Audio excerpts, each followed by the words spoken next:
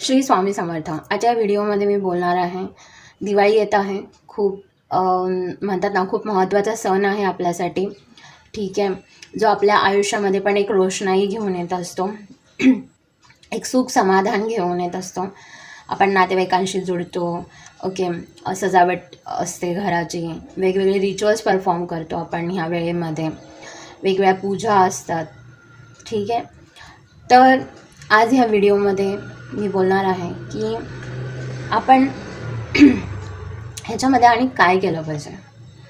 ठीक आहे, जेणेकरून जे समृद्धीसाठी आपण कुठेतरी आपल्या प्रयत्न सुरू आहेत. ठीक आहे, मग त्याच्यासाठी आपण पूजापाठ करतो आहे किंवा त्याच्यासाठी आपण खूप साऱ्या गोष्टी त्याच्यासाठी करत असतो.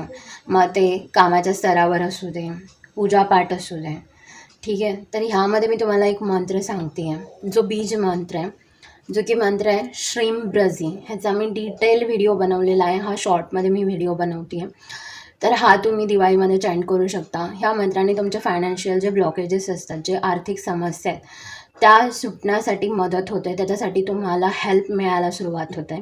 त्याच्याशी रिगार्डिंग, त्याच्याशी रिलेटेड तुम्हाला गोष्टी मनामध्ये यायला लागतात किंवा कोणाकडनं तरी ऐकायला भेटतात किंवा तुम्ही असं काहीतरी मेसेज किंवा असं काहीतरी व्हिडिओ बघता, त्यातनं त्या गोष्टी तुम्हाला क्लिअर व्हायला लागतात. तर जरूर तुम्ही हा मंत्र चॅन्ट करू शकता.